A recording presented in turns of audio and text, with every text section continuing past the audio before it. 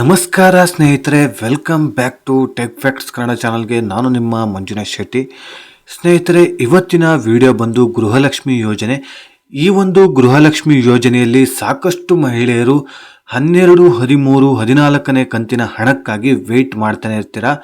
So ಯಾರ್ಯಾರು weight ಮಾಡ್ತಾ ಇದ್ದೀರೋ ಅವರೆಲ್ಲರಿಗೂ ಕೂಡ ಈ ವಿಡಿಯೋದಲ್ಲಿ ಒಂದು ಗುಡ್ ನ್ಯೂಸ್ ಇದೆ. ಸೊ ಆ ಗುಡ್ ನ್ಯೂಸ್ ಏನಂತ ಹೇಳೋದಕ್ಕಿಂತ ಮುಂಚೆ ನೀವಿನ್ನೂ ಯಾರ್ಯಾರು ಹೊಸಬರು ನನ್ನ ಚಾನಲ್ನ ಸಬ್ಸ್ಕ್ರೈಬ್ ಮಾಡದೆ ಈ ವಿಡಿಯೋ ನೋಡ್ತಾ ಇರೋ, ಪ್ಲೀಸ್ ಸಬ್ಸ್ಕ್ರೈಬ್ ಮಾಡಿ, ಪಕ್ಕದಲ್ಲಿರುವಂಥ ಬೆಲ್ ಐಕಾನ್ನ ಪ್ರೆಸ್ ಮಾಡಿ.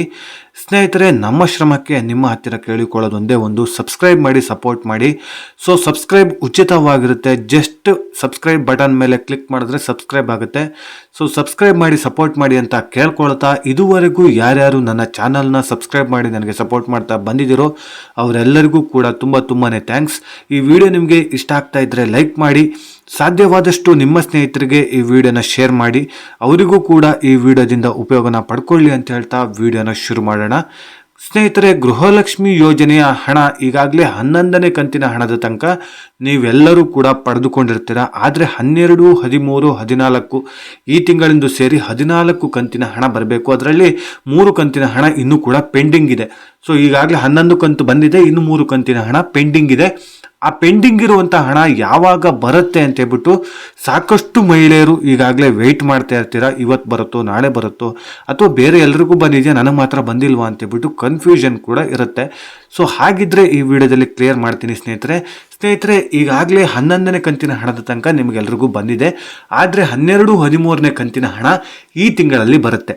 ಇದೇ ಸೆಪ್ಟೆಂಬರ್ ಎಂಡ್ ಒಳಗಾಗಿ ಎಲ್ಲರಿಗೂ ಕೂಡ 4,000 ರೂಪಾಯಿ ಹಣ ಬರುತ್ತೆ. 12 ಹಾಗೆ 13ನೇ ಕಂತಿನ ಹಣ ಒಟ್ಟೆ ಜಮಾ ಆಗತ್ತೆ. ಸ್ನೇಹಿತರೆ, 14ನೇ ಕಂತಿನ ಹಣ ಯಾವಾಗ ಜಮಾ ಆಗತ್ತೆ ಅಂತ ಹೇಳಿದ್ರೆ ಮುಂದಿನ ತಿಂಗಳು ಜಮಾ ಆಗುತ್ತೆ. ಆದರೆ 12, 13ನೇ ಕಂತಿನ ಹಣ ಈ ತಿಂಗಳೇ ಜಮಾ ಆಗುವ ಚಾನ್ಸಸ್ ಆಲ್ಮೋಸ್ಟ್ ಆಲ್ ಇದೆ.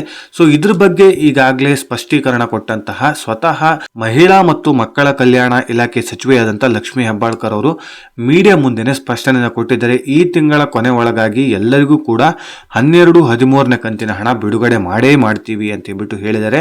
ಹಾಗಿದ್ರೆ ಏನಾದರೂ ಬೈ ಚಾನ್ಸ್ ಬಿಡುಗಡೆ ಮಾಡೋದಕ್ಕೆ ಆಗಿಲ್ಲ ಅಂತ ಬಂದ್ರೆ ಮಾತ್ರ ಮುಂದಿನ ತಿಂಗಳಲ್ಲಿ 6,000 ರೂಪಾಯಿ ಒಟ್ಟೆ ಜಮಾ ಮಾಡ್ತೀವಿ. ಸೊ 3 ಕಂತಿನ ಹಣ ಸೇರಿ ಒಂದೇ ಸಲ ಜಮಾ ಮಾಡ್ತೀವಿ. ಈ ಮಂತ್ ಏನಾದರೂ ಬಿಡುಗಡೆ ಮಾಡೋದಕ್ಕೆ ಆದರೆ ಈ ಮಂತಲ್ಲೇ 4,000 ರೂಪಾಯಿ ಒಂದೇ ಸಲ ಜಮಾ ಮಾಡ್ತೀವಿ ಅಂತ ಹೇಳ್ಬಿಟ್ಟು ಹೇಳ್ತಾ ಇದ್ದಾರೆ. ಈಗಾಗಲೇ ಹಣಕಾಸು ಇಲಾಖೆಗೆ ಕೂಡ ಕೊಟೇಶನ್ನ ಕೊಟ್ಟಿದ್ದಾರೆ. ಸೊ ಇಷ್ಟು ಜನರು ಇದ್ದಾರೆ, ಇಷ್ಟು ಜನರಿಗೆ ಇಷ್ಟು 1 ಕೋಟಿ ಹಣ ಬೇಕು. ಹತ್ತತ್ರ 1 ಕಂತಿನ ಹಣ ರಿಲೀಸ್ ಮಾಡೋದಕ್ಕೆ 2,500 ಕೋಟಿಯಿಂದ 2,600 ಕೋಟಿ ತನಕ ಹಣ ಬೇಕಂತೆ. ಹಾಗಿದ್ರೆ 2 ಕಂತಿನ ಹಣ ಬಿಡುಗಡೆ ಮಾಡ್ಬೇಕಂತ ಹೇಳಿದ್ರೆ 5,000 ಕೋಟಿಗಿಂತ ಜಾಸ್ತಿ ಹಣನೇ ಬೇಕಾಗುತ್ತೆ. ಸೊ ಇದ್ರ ಬಗ್ಗೆ ಈಗಾಗಲೇ ಕೊಟೇಶನ್ನ ಕೊಟ್ಟಿದ್ದಾರೆ. ಇಷ್ಟೊಂದು ಫಲಾನುಭವಿಗಳಿದ್ದಾರೆ, ಇವರಿಗೆಲ್ಲರಿಗೂ ಸೇರಿಸಿದ್ರೆ ಇಷ್ಟು ಹಣ ಬೇಕು ಅಂತ ಬಿಟ್ಟು ಈಗಾಗಲೇ ಹಣಕಾಸು ಇಲಾಖೆಗೆ ಕೊಟೇಶನ್ನ ಕೊಟ್ಟಿದ್ದಾರೆ. ಹಣಕಾಸು ಇಲಾಖೆ ಕೂಡ ವೆರಿಫಿಕೇಶನ್ ಮಾಡಿದೆ, ಕೊಟೇಶನ್ನ ವೆರಿಫಿಕೇಶನ್ ಮಾಡಿ ಸೊ ನಮ್ಮ ಹತ್ರ ಇಷ್ಟೊಂದು ಹಣ ಇದೆ, ಸ್ಟಾಕ್ ಇದೆ ಅಂತ ಹೇಳ್ಬಿಟ್ಟು ಹೇಳ್ತಾ ಇದೆ. ಸದ್ಯದಲ್ಲೇ ರಿಲೀಸ್ ಮಾಡಬೇಕಾಗಿದೆ ಹಣನ. ಹಣಕಾಸು ಇಲಾಖೆ ರಿಲೀಸ್ ಮಾಡಿದ್ರೆ ಮಾತ್ರ ನಿಮ್ಮ ಅಕೌಂಟಿಗೆ ಹಣ ಬರೋದಕ್ಕೆ ಸಾಧ್ಯ. ಸೊ ಹಣನ ರಿಲೀಸ್ ಮಾಡದೆ ಯಾವುದೇ ರೀತಿಯಾದಂಥ ಹಣ ನಿಮ್ಮ ಅಕೌಂಟಿಗೆ ಬರೋದಿಲ್ಲ. ಸ್ನೇಹಿತರೆ, ಆದಷ್ಟು ಬೇಗ ಅತಿ ಶೀಘ್ರದಲ್ಲೇ ಈ ಒಂದು ಹಣಕಾಸು ಇಲಾಖೆ ಹಣನ ರಿಲೀಸ್ ಮಾಡ್ತೀವಿ ಅಂತ ಹೇಳ್ಬಿಟ್ಟು ಹೇಳ್ತಾ ಇದ್ದಾರೆ. ಸೊ ಕಾದು ನೋಡೋಣ, ಆದಷ್ಟು ಬೇಗ ಹಣ ರಿಲೀಸ್ ಆಗುತ್ತೆ ಅಂತ ಹೇಳ್ಬಿಟ್ಟು ಹೇಳ್ತಾ ಇದ್ದಾರೆ. ಈ ತಿಂಗಳ ಒಳಗೇನೆ ಏನಾದರೂ ರಿಲೀಸ್ ಆದರೆ 2,000 ರೂಪಾಯಿ ಈ ರೀತಿ ಬರೋದಿಲ್ಲ, ಒಂದೇ ಸಲ 4,000 ರೂಪಾಯಿ ನಿಮ್ಮ ಒಂದು ಅಕೌಂಟಿಗೆ ಜಮಾ ಆಗುತ್ತೆ ಅಂತ ಹೇಳ್ಬಿಟ್ಟು ಸ್ವತಃ ಲಕ್ಷ್ಮೀ ಹೆಬ್ಬಾಳ್ಕರ್ ಅವರೇ ಸ್ಪಷ್ಟನೆಯನ್ನು ಕೊಟ್ಟಿದ್ದಾರೆ. ಸ್ನೇಹಿತರೆ, ನಿಮಗೇನಾದರೂ ಹಣ ಬಂದಿದ್ರೆ ಅಥವಾ ಎಷ್ಟು ತಿಂಗಳ ಹಣ ಪೆಂಡಿಂಗ್ ಇದ್ರೆ ದಯವಿಟ್ಟು ಕಾಮೆಂಟ್ ಸೆಕ್ಷನಲ್ಲಿ ಕಾಮೆಂಟ್ ಮಾಡಿ ತಿಳಿಸುವಂತ ಪ್ರಯತ್ನ ಮಾಡಿ. ಜೊತೆಗೆ ಯಾವ ಕಂತಿನ ಹಣ ಬಂದಿಲ್ಲ ನಮಗೆ ಅಂತ ಕೂಡ ಮೆನ್ಷನ್ ಮಾಡಿ, ನಿಮ್ಮ ಡಿಸ್ಟಿಕ್ನ ಮೆನ್ಷನ್ ಮಾಡಿ ತಿಳಿಸುವಂತ ಪ್ರಯತ್ನ ಮಾಡಿ. ಕಾಮೆಂಟಲ್ಲಿ ತಿಳಿಸಿ ನಿಮ್ಗೆ ಯಾವ ಡಿಸ್ಟಿಕ್ಕು ಎಷ್ಟು ಕಂತಿನ ಹಣ ಬರೋದು ಬಾಕಿ ಇದೆ ಅಂತ ಹೇಳ್ಬಿಟ್ಟು ತಿಳಿಸಿ ಸ್ನೇಹಿತರೆ. ಆಗ ಗೊತ್ತಾಗುತ್ತೆ ಎಷ್ಟು ಜನರಿಗೆ ಇನ್ನೂ ಕೂಡ ಹಣ ಬರೋದು ಪೆಂಡಿಂಗ್ ಇದೆ. 12, 13 ಆಲ್ಮೋಸ್ಟ್ ಆಲ್ ಎಲ್ಲರಿಗೂ ಇದೆ.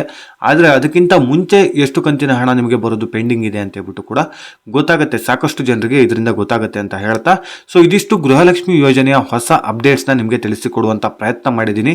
ಇದೇ ರೀತಿ ಇನ್ಫಾರ್ಮೇಟಿವ್ ವಿಡಿಯೋ ಒಂದಿಗೆ ನಾನು ಮುಂದಿನ ವಿಡಿಯೋದಲ್ಲಿ ಸಿಗ್ತೀನಿ. ಅಲ್ಲಿಯವರೆಗೂ ಧನ್ಯವಾದಗಳು.